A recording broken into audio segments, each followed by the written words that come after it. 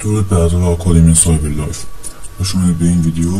خواهیم درباره رودمپ شروع هک و امنیت حرف بزنیم. اول از همه معرفی داشته باشیم. این اولین ویدیویی که داریم میذاریم، اولین ویدیویی که داریم داخل این آکادمی زندگی سایبر رکورد میکنیم درباره رودمپ هک و امنیت، شروع هک و امنیت. در واقع از اونجایی که تصمیم گرفتم یهویی این ویدیو رو بگیرم، هیچ برنامه‌ریزی دقیقی داخل این ویدیو نشده. متاسفانه سخت تلاش کردم که یه رودمپ خوب گیر بیارم، اما نشد و مجبور شدم که بدم هوش مصنوعی طراحی کنه تصویر رودمپ رو. یه خورده غلط املایی و یه سری مشکلات تصویری هست. امیدوارم که خیلی به چشم نیاد، خیلی باعث نشه که شما حواستون پرت بشه. همراه با آکادمی ما باشید. قرار ویدیوهای زیاد، آموزش‌های زیادی بداریم تا شماره امنیتکار و متخصص هک و امنیت بکنیم تا بتونید به جاهای خوب برسید و در راه خوب، بالا شاید هم بعضی در راه بعد استفاده کنن که مسئولیتش کاملا گردن شماه. بریم سراغ ویدیو. این از رودمپ ما، رودمپ شروع هک و امنیت. مرحله یک، پایه. مرحله یک اولین مرحله ای که هر کسی باید داشته باشه، مقدماتیش رو یاد بگیره تا سطح متوسط به سمت بالا یاد بگیره. ویندوز، سیستم عامل ویندوز و لینوکس. چرا باید این دوتا رو یاد بگیرید؟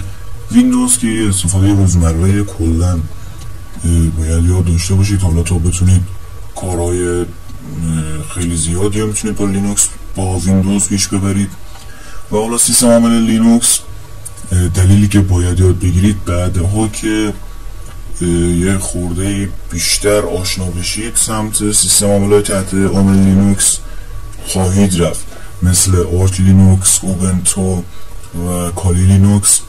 سمت اینا که برید، حالا سالهای دیگه هم هستن، سمت اینا که برید، بسته از اونایی که خیلی بیشتر طرفدار داره نام بردم، سمت لینوکس که برید به برخورد میکنید، اکثرا هم میرن سمت کالی لینوکس، چون مخصوصا امنیتکارا، چون فضای مخصوص برای تست نفوذ و کارهای امنیتی کالی لینوکس. با لینوکس که آشنایی داشته باشید، کار کردن با نحوه سیستم عامل تحت لینوکس کلا راحت تری براتون میگم، مخصوصا حالا کالی و آرچ و اینا. شبکه باید حتما یاد بگیرید، یا همون نتورک پلاس خودمون یا نتورک.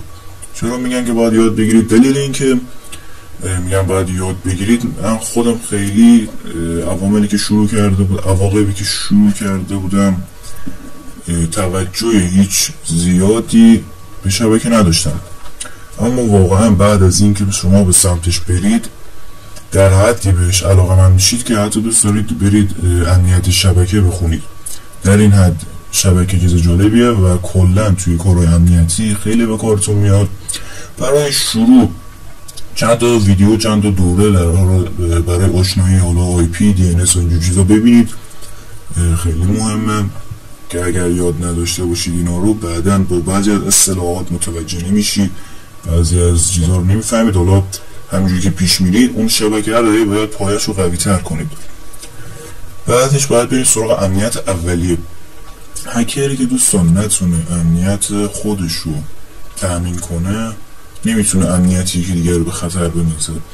شما وقتی ندونی چه جاهایی هستش که ضعف داره و بهت امکان داره نفوذ کنن، نمیتونی نقاط ضعف یک سیستم، یه گوشی، یه شخص دیگه رو پیدا کنی.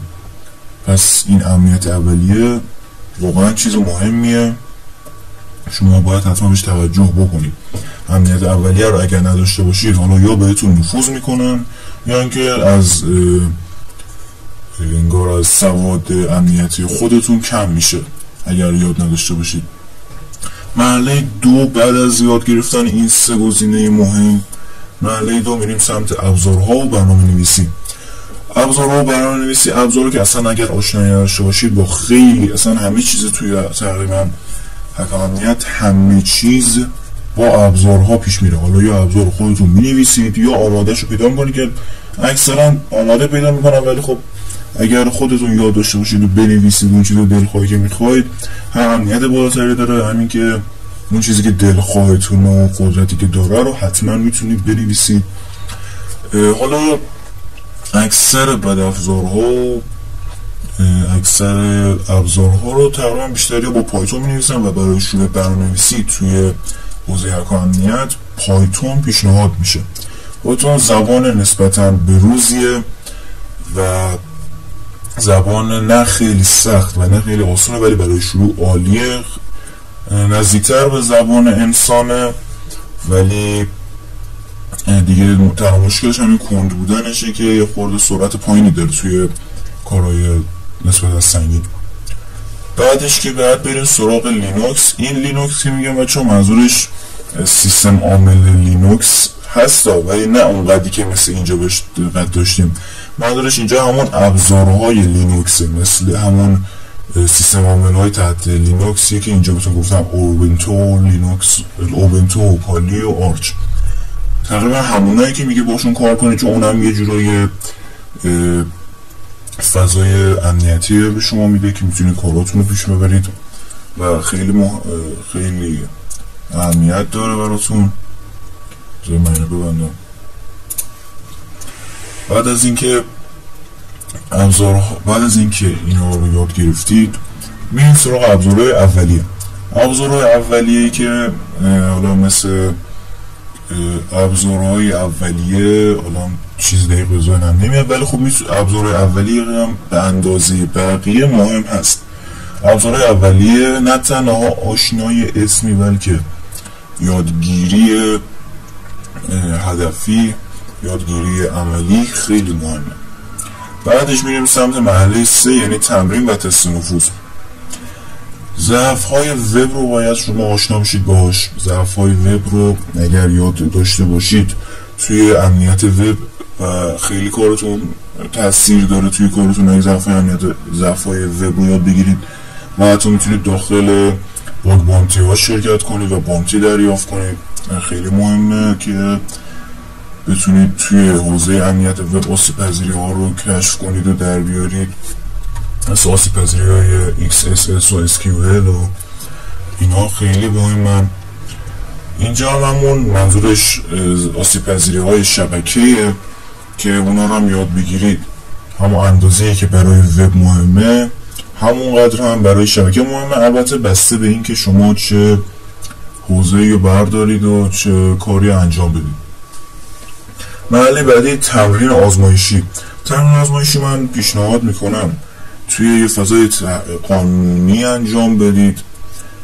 مثلا هک د باکس خوبه، اگر این مرحله گذرونده باشید از هک د باکس سر در میارید. وبسایت هک د باکس کلا تمرین هایی به شما میده، چالش هایی به شما میده که اگر حلشون کنید ردشون کنید خیلی به نفعتونه. مرحله 4 سطح پیشرفته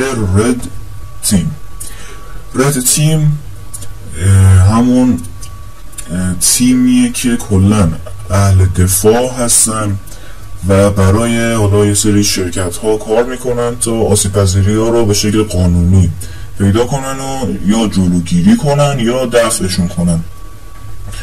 وقتی که برین این سمت مرحله 4 برسید باید دفاع کردن رو یاد بگیرید. همیشه بچه حمله جواب نمیده، گاهی هم باید دفاع کنید، مخصوصا اگر یه سروری رو شما سپرده باشن و توی یه شرکتی به عنوان رد تیم استخدام شده باشید. شما وقتی که توی شرکت رد تیم ثبت نام کردید و استخدام شدید به عنوان رد تیم، نمیتونید وقتی که داره به سرورتون حمله میشه شما هم به طرف حمله کنید. اینجا بهترین حمله نیست، بهترین دفاع حمله نیست. اینجا بهترین دفاع همون دفاعه، چون سرور دست شما و شما طبیعتا نمیتونید حمله کنید، فقط باید دفاع کنید. آنالیز بدافزار مهمه توی همین بخش تیم و سطح 4. چرا مهمه آنالیز بدافزار؟ اولا که شما اگر نفهمی یه بدافزار چجوری، نمیتونی چجوری باید ازش دفاع کنی، چجوری باید جمع کنی کارو، چجوری باید اصلا دفعش کنی. اگر بدافزار رو بلد نباشید بدافزار رو نمیتونید تشخیص بدید. این واقعا آزاردهنده است. و مثال بزنم با اینکه شما اگه یه واگن قطار رو از ارتفاع پرت کنن سمت مثلا یه نفر آدم، اون یه نفر آدم له میشه. ولی اگر 100,000 نفر آدم باشن میتونن اون قطار رو، اون واگن قطاری که از ارتفاع پرت میشه نگه دارن.